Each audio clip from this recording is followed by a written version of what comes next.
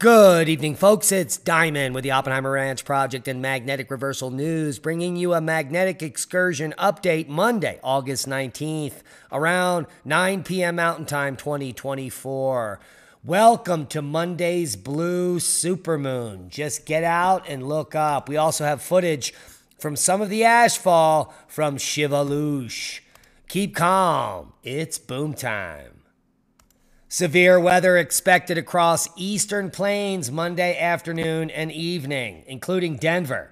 Strong storms could produce large hail, according to Pinpoint Weather Alert Day, whoever that is. But flood damage is the big story in Long Island's Suffolk County, prompting a state of emergency. Roads were washed away. This is Harbor Road in Stony Brook. The town supervisor says the entire pond emptied across the roadway. And check this out in Port Jefferson. Water came rushing in and flooded an apartment complex, sending a river rushing through the lobby. In Oxford, Connecticut, we saw some of the worst of the flooding. Cars washed away and people who had to be rescued after being trapped in restaurants, even their homes. We have team coverage across the region. Lonnie Quinn standing by with the forecast. Jennifer Bisram live in Suffolk County. Vanessa Murdoch, she's in New Jersey for us today. Let's begin with Tony Aiello. He's live in Connecticut, where Governor Ned Lamont has now declared a state of emergency after the significant damage there. Tony? KJ, this apartment complex is the epicenter of the damage in Danbury. Engineers will assess the impact of the floodwater on various structures and the utility services. Residents forced to evacuate during flooding are still awaiting the all clear to return. The cleanup began shortly after the rain ended, and there's a lot to clean up at Berkshire Hills Apartments, which sits at the base of a hill. This concrete landing crushed under tons of water rushing behind one of the buildings. Emergency services saw a tremendous amount of water coming down the hill, compromised the gas line, which created a leak situation and a prompt evacuation of the building. The power of the rushing water cutting a channel and creating a river right in the parking lot. The scene played out across western Connecticut. This drone video shows the significant damage to busy Route 34 outside Monroe. Police Chief Kevin White. So this is quite heavily traveled throughout the day. And this will cause an inconvenience to not only us, but to our surrounding neighbors. I'm just kind of amazed, like just to see what Mother Nature really can do. It's impressive, but terrifying at the same time. Scary moments in Oxford, where a fire company used its tower ladder as a bridge to rescue 19 people from a restaurant. Elsewhere in town, 2 women were swept away and drowned. We have to hang together at a time like this, especially given the tragedy. Absolute tragedy in Long Island's Suffolk County. Clearly, you can see from that video footage. The historic Connecticut floodwaters did kill 2 women that were in that car that we just witnessed there. Stranded others, destroyed roads and bridges. And, well, the devastation is obvious. Our hearts, thoughts, and prayers go out to all those affected in New England. The flooding threat continues in the Northeast, but the good news is these rains are going to be moving offshore in the next 3 hours. Severe storms in the high plains possible with excessive heat in the south. Showers and thunderstorms capable of producing heavy rainfall will be possible through this evening across the Northeast. Additional heavy to excessive rainfall on previously saturated soils will likely lead to flash flooding. Scattered severe thunderstorms are possible later today across portions of the northern and central high plains, so heed the warnings there. Dangerous heat continues to impact the southern plains. Click on your county for more information. Let's take a quick look over at the GFS model. You can see those lingering storms, most pronounced up here in Maine. It's insane, and that is going to quickly, in 3 hours, move through Maine and offshore by morning. All clear by sunrise. Good news.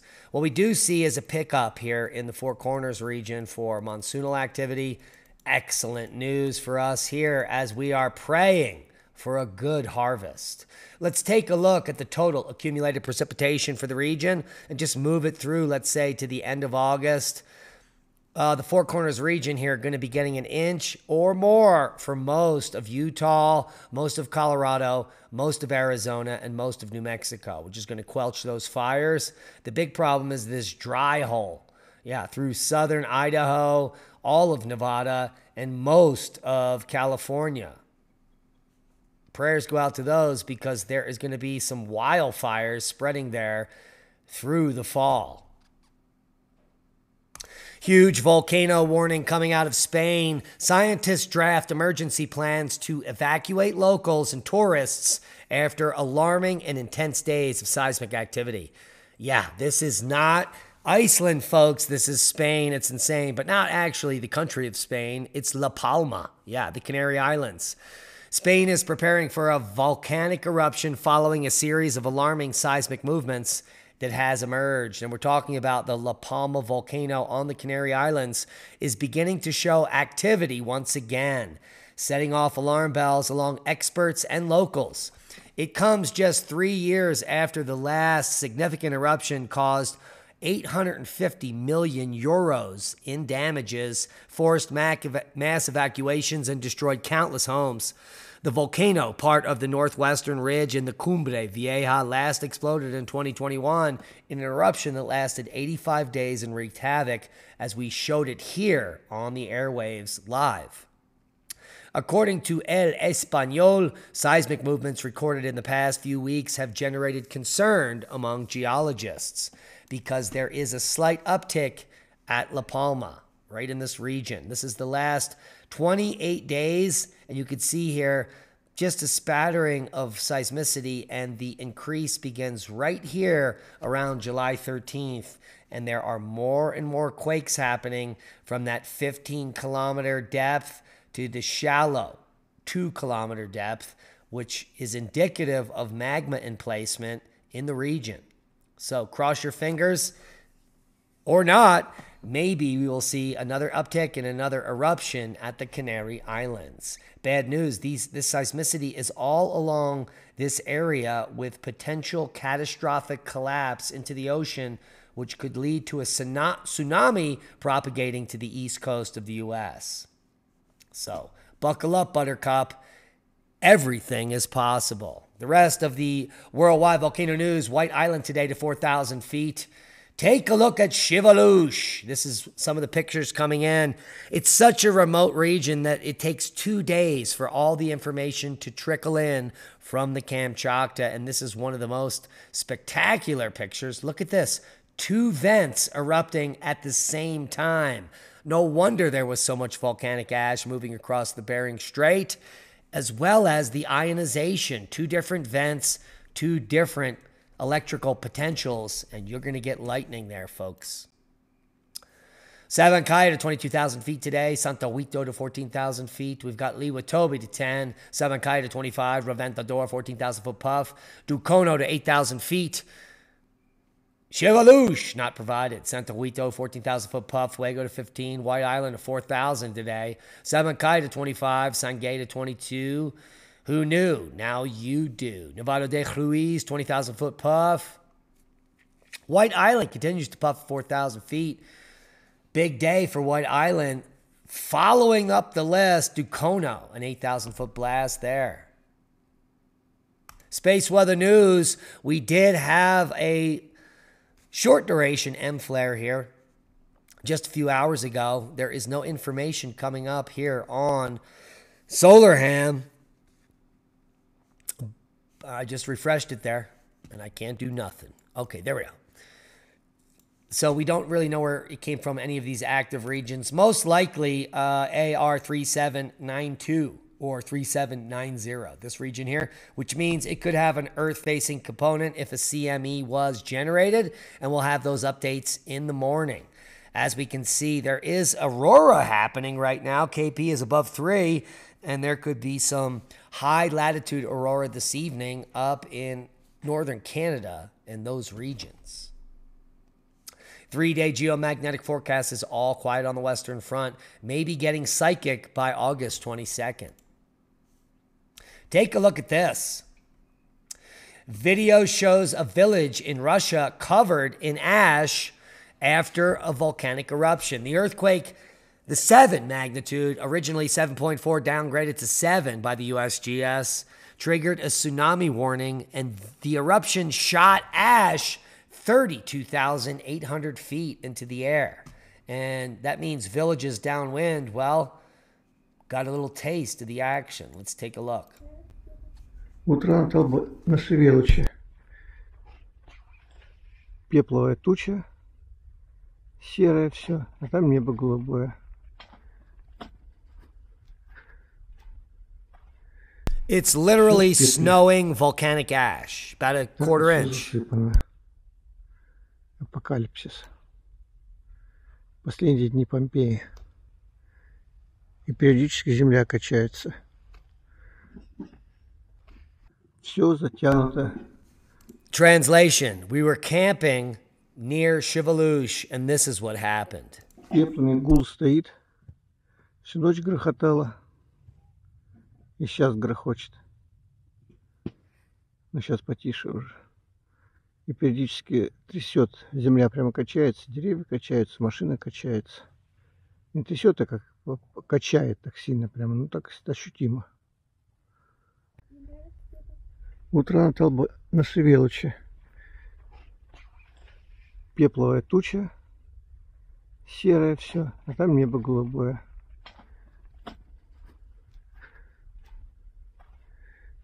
Все в пепле. Вот так вот все засыпано. Апокалипсис. Последние дни Помпеи.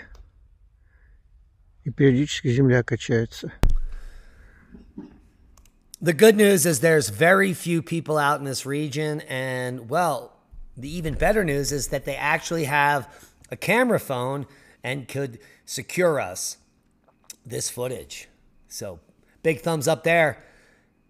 Like swimwear, take a look, and that's at Zvezda News. Apparently a Russian news network. Big story coming out of SpaceX. I'm sure a lot of you heard about this today. It's about to send 4 people on a wild and risky mission into the radiation belts. This is going to be the highest launch of astronauts since Apollo 17. They're going to actually be bringing these astronauts up into the Van Allen belts and then descend back down. And right when they exit the Van Allen belts, they're going to actually leave the capsule. Now, here's the weird thing. The capsule they're going to be in does not have an airlock. So in order to open the hood like this in the picture, what they're going to have to do, and let's open this image, is decompress the entire module.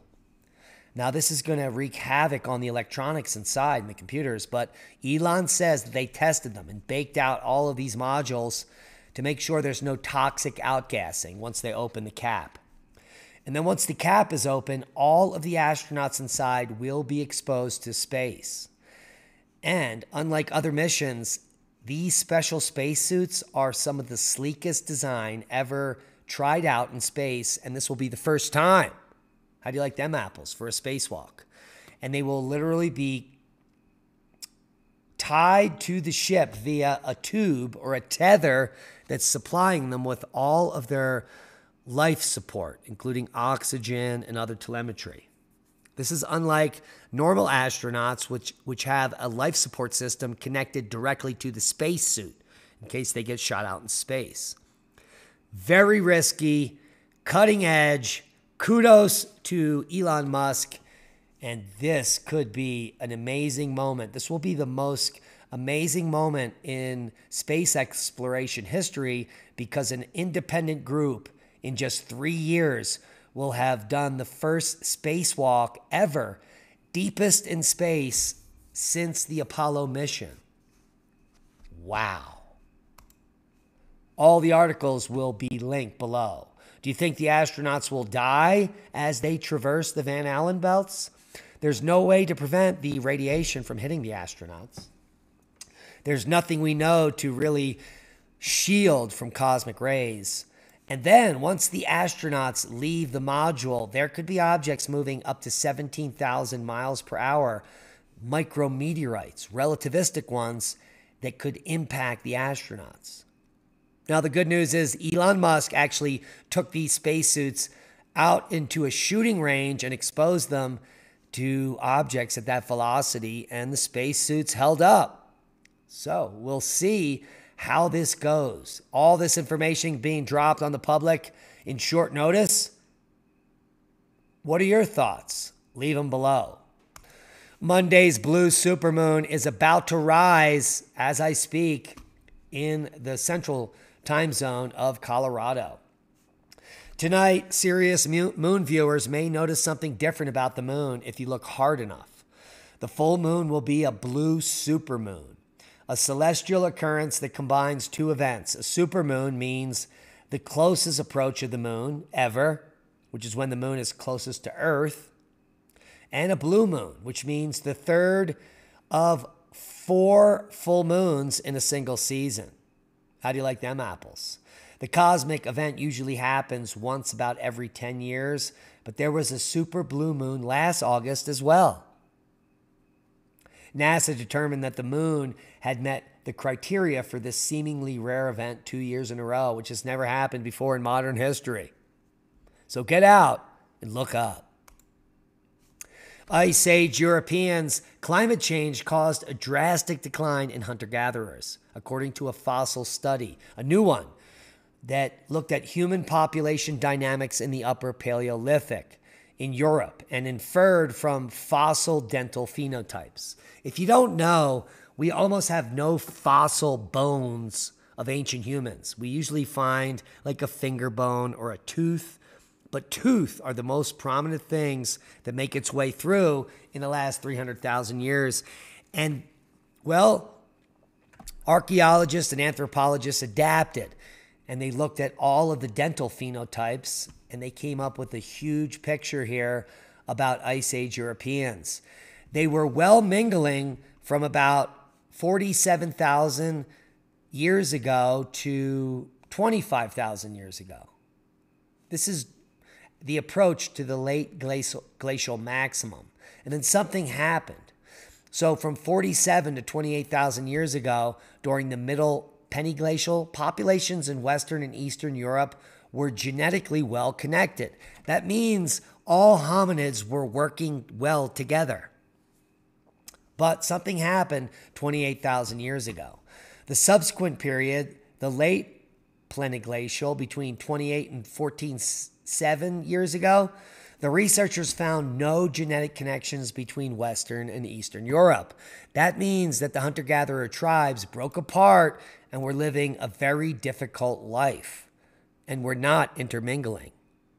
Maybe there was a war. Maybe something happened. It's anyone's guess. But all the links will be below for you to decipher at your leisure. Now, deep in the Amazon rainforest lives a community whose hearts age more slowly. Not only that, the 80 plus, the octogenarians, do the same work as the teenagers. They collect firewood, food, and go on hunts. Take a look at this woman, Martina. She's one of 16,000 Tismanes who live in the Amazon rainforests. Yes, and I'm probably pronouncing their name wrong, but they do have the pronunciation here. It's pronounced Chimene. She is part of the Chimene tribe or the Chimene people. And she's one of 16,000 Chimenes, a semi-nomadic indigenous community living deep in the Amazon rainforest, 600 kilometers north of Bolivia's largest city, La Paz. Now, the difference between them and regular people is that all of their food is grown locally, fruits and vegetables, and all of the animals, which are quite biodiverse, dozens of different types of meats they collect. And when they collect them once a week on their hunt, they walk 18 kilometers in a circle. So they're getting exercise. They're out in the sun the whole time. They're eating local foods. They have no disease. Their brains don't age. Their hearts don't age. Are you picking it up? We just put it down. You need to grow your own food and get out of Dodge as soon as possible. The best place to buy your heirloom open pollinated seeds is the Alliance of Native Seed Keepers.